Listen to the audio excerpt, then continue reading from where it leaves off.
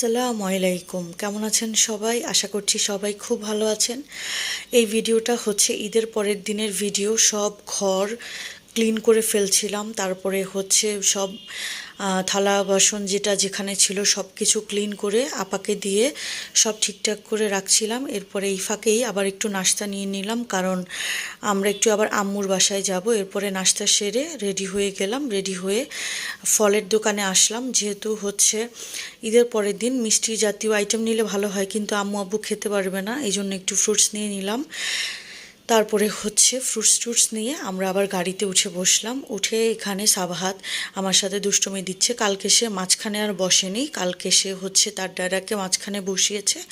এরপরে সে নিজে এক সাইডে বসেছে আর আমাকে আরেক সাইডে বসেছে। তো সেটা নিয়ে আমি আবার তার সাথে একটু দুষ্টুমি করছিলাম, বললাম যে তুমি তো আমাকে এক সাইডে দিয়ে দিলে, ছেলেকে নিয়ে বসেছো।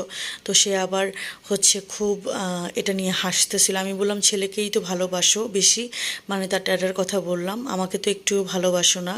আমি তোমার মেয়ে, তাই তুমি আমাকে একটুও ভালোবাসো না। ছেলেকে কোলে নিয়ে বসেছো, ছেলের কোলে বসেছো, তার মানে তুমি ছেলেকে বেশি ভালোবাসো। তো যাই হোক, আমরা দুষ্টুমি করছিলাম আর দুষ্টু সাবারটা হাসতেছিল।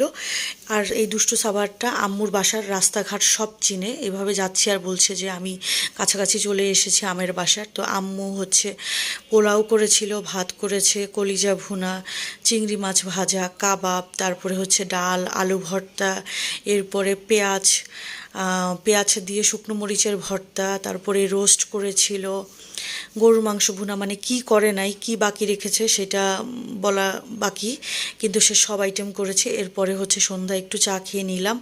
আর এই যে আমার ভাইয়ের ছেলেটা দিন দিন মাশাল্লাহ কিউট থেকে কিউটের বাচ্চা হয়ে যাচ্ছে। আমাদের ঘরে প্রত্যেকটা বাচ্চা মাশাল্লাহ মাশাল্লাহ কিউট থেকে কিউটের বাচ্চা হয়ে যাচ্ছে দিন দিন।